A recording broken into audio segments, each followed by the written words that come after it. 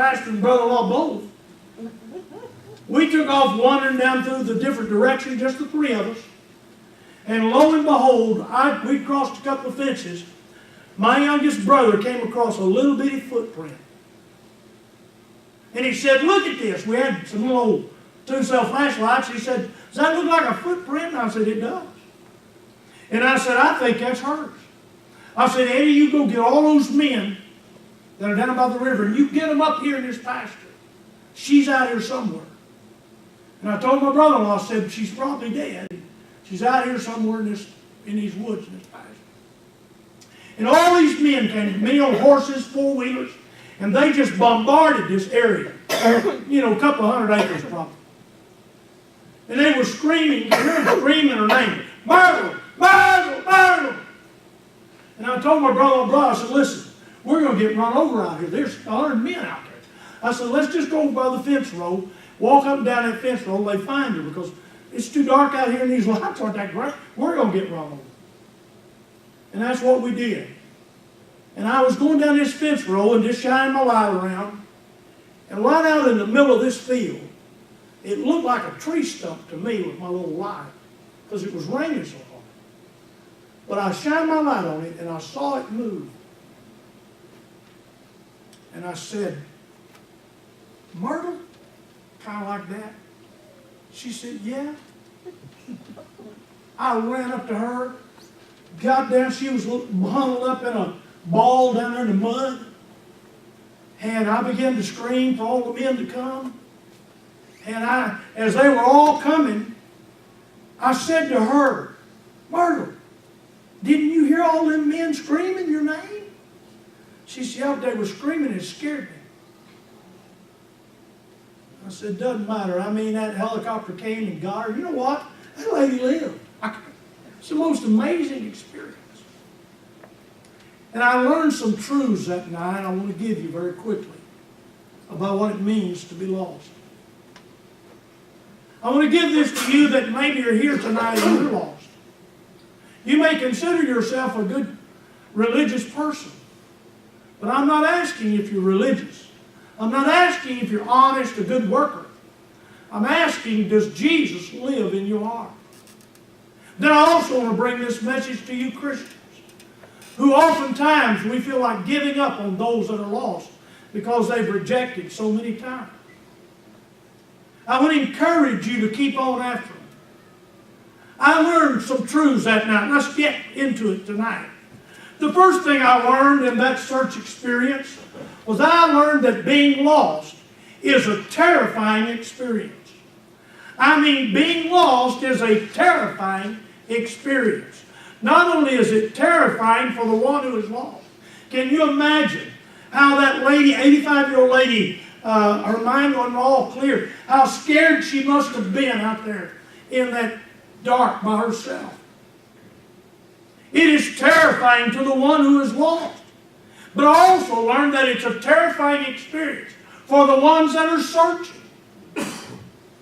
I mean, not a man in that group that night did not think we were going to walk up on a dead body. You can call it what you want, but I could never explain away except all I could say was, that has to be a miracle. That had to be a miracle. For her to be alive. And for us to find her. Not me, but us. And I realized what a terrifying experience that was. How scary it was out in the dark and the rain, knowing not what we might find. And what a frightening time for Myrtle when she realized that she was lost and couldn't find her way back to the pickup. Is there anyone here tonight you've ever been lost out in the woods? Any of you? Boy, I want you to know I have. And I mean, I consider myself an A1 hunter. I've hunted all my life. And I want you to know I got lost one time out in the woods because it had snowed. And I was following a deer track, and I had my head down all the time, and I was following this track, and I looked up, and when I looked up, I had no idea where I was. And I want you to know, I have never had such a hollow feeling in my chest when I realized I had no idea where I was. It was terrifying. Listen, friend, it's one thing to be lost in the woods, but it's quite another to be a lost soul. I want you to know that if you're here tonight and you have never trusted Christ, you ought to be terrified. Now, I'm not here to try to frighten you or anything else, but I want you to know that you, listen to me, you're only one heartbeat away from hell. You're one breath away from going into eternity. Every breath you breathe is given to you by God's mercy. I think about the Philippian jailer in the book of Acts. I mean, that man, when those jails came open, those prisoners came out, the Bible said he drew his sword out. He was this close to cutting his throat. This close to ramming that sword through his heart. This close to death and hell. And Paul cried out, do yourself no harm. And led him to Jesus and all his household. But how close that man was to spending eternity in a lake of fire. There's not a one of us here tonight, not a one of us, that we have any promise that when we get out in that car that we will ever make it home alive. Not a one of us. I want you to know I've been preaching now 43 years, and I want you to realize that through those years I've buried little caskets and big ones. And I want you to realize tonight that if you're lost, get saved.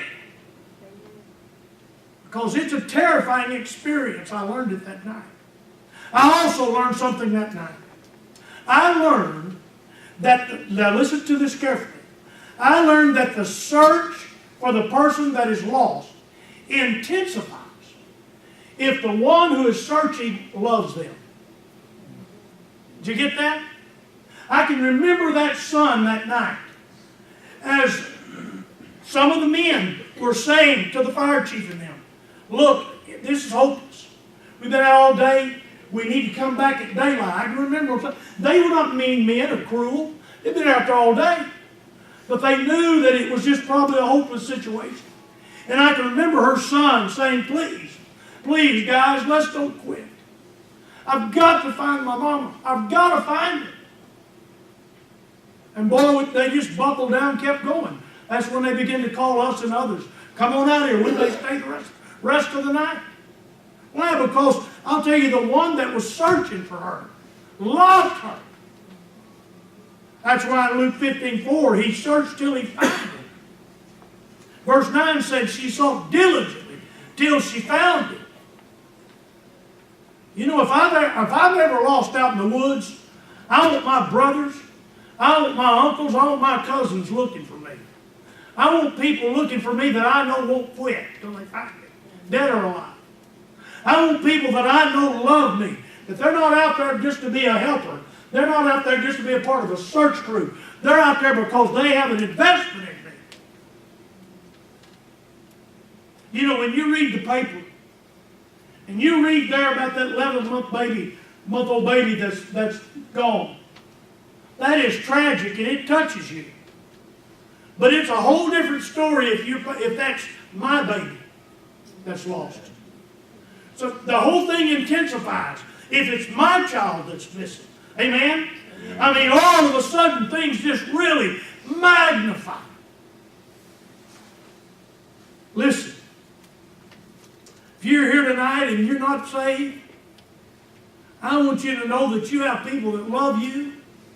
They care about you, and they're not going to quit praying for you. And they're not going to quit trying to get you to come to church. And they're not going to quit trying to witnessing to you. Why? Because they care about you, friend. They love you. And you ought to thank God for them, because without them, people might just say, that's enough. But I learned that night, boy, if that person looking loves you, they're going to keep on looking.